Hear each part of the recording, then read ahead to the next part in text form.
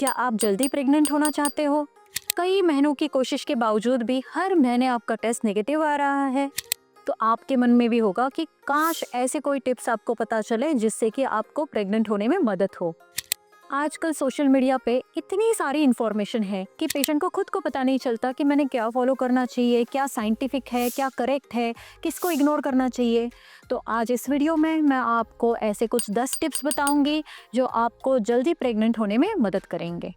नमस्कार, मैं डॉक्टर रूपाली तांबे, आईवीएफ एंड फर्टिलिटी कंसल्टेंट। पिछले 12 सालों से भी ज़्यादा कई सारे कपल्स को मैंने पेरेंटहुड का सुख लेने में मदद की है। तो आइए देखते हैं ऐसे कौन से टिप्स हैं जो आपको प्रेग्नेंट होने में मदद करेंगे। तो सबसे इम्पॉर्टेंट जो सलाह मैं देना चाहूँगी वो होगी कि आप अपना ओव्यूलेशन ट्रैक कीजिए, क्योंकि आपको अगर पता ही नहीं होगा कि आपका ओव्यूलेशन कब हो रहा है तो आप कैसे प्रेगनेंसी प्लान कर सकते हो। एक रेगुलर साइकिल जो 28 से 30 दिन का होता है उसमें प्रेगनेंसी के चांसेस 12 to 16 डेज में मैक्सिमम होते हैं। इसका कारण ये है कि स्पर्म जेनिटल ट्रैक्ट में 4 से 5 दिन तक जिंदा रह सकता है, प्रेगनेंसी दे सकता है, लेकिन एग ओव्यूलेशन के दिन या उसके 24 घंटे के अंदर ही फर्टिलाइज हो सकता है। तो उस बीच में रिलेशन आना बहुत ज़रूरी है। अब ओव्यूलेशन कैसे ट्रैक किया जाए?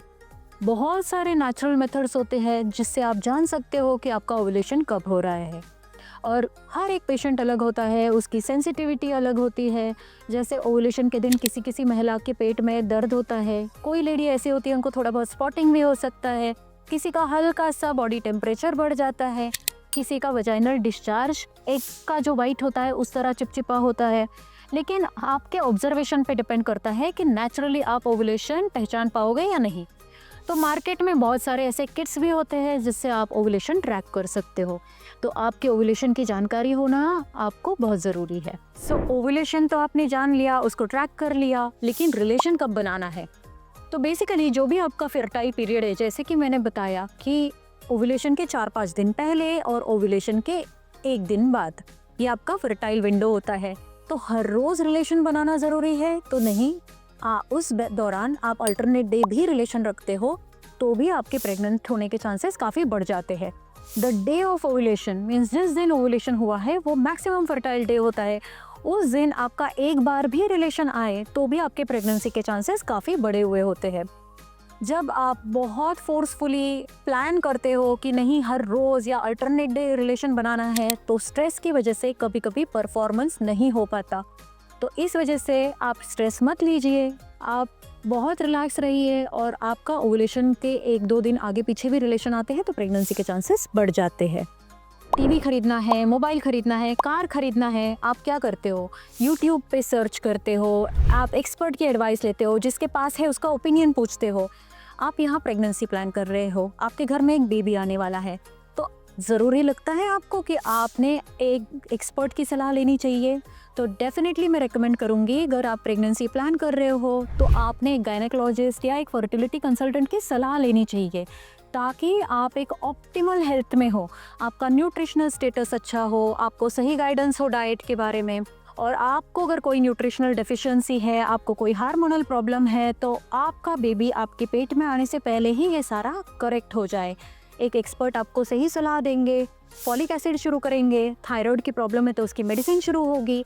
इससे एक मदर अगर हेल्दी होगी तो बच्चा हेल्दी होगा। तो मेरी सलाह है कि आप प्रेगनेंसी प्लान कर रहे हो, आपको कोई प्रॉब्लम नहीं भी है तो एक एक्सपर्ट की एडवाइस ज़रूर लें। प्रेगनेंसी प्लान करते वक्त मैंने क्या खाना खाना चाहिए, क्या अवॉइड करना चाहिए, ये भी सवाल बहुत सारी लेडीज़ के मन में होता है। हम सब जानते हैं कि जंक फूड क्या है, क्या हमने अवॉइड करना चाहिए, क्या हमारी सेहत के लिए अच्छा है, लेकिन इम्पॉर्टेंट है कि हम वो फॉलो नहीं करते। तो बेसिकली आपके डाइट में बहुत सारे ग्रीन वेजिटेबल्स होने चाहिए, कलर्ड फ्रूट्स होने चाहिए, कलर्ड वेजिटेबल्स होने चाहिए, सैलड होने चाहिए, जो कि एक अच्छा सोर्स है माइक्रोन्यूट्रिएंट्स का, एंड इससे आपको कई सारे एंटीऑक्सीडेंट्स मिलते हैं। वैसे ही a good source of fat मतलब chia seed, pumpkin seeds, almonds, walnuts, sunflower seeds, इससे आपको ओमेगा 3 मिलता है, ये जो कि एक गुड फैट है, एंटीऑक्सीडेंट का काम करता है। आप नॉन वेजिटेरियन हो तो हफ्ते में 2 बार आप फ़िश कंज्यूम कर सकते हो। फर्टिलिटी में आपको हम एडवाइस करते हैं कि आपने फुल फैट मिल्क लेना चाहिए या मिल्क प्रोडक्ट्स लेने चाहिए, मतलब स्किम मिल्क जिसमें मलाई हटाई जाती है वो नहीं लेना चाहिए, क्योंकि ये जो फुल फैट क्रीम होता है इसमें काफ़ी सारे गुड फैट्स होते हैं जो कि फर्टिलिटी इम्प्रूव करते हैं। आपके डाइट में प्रोटीन होना चाहिए। प्रोटीन आपको मिलता है नॉन वेज से, या वेजिटेरियन सोर्स बोलोगे तो दाल है, छोला, राजमा, सोयाबीन, पनीर, इससे आपको प्रोटीन्स मिलते हैं।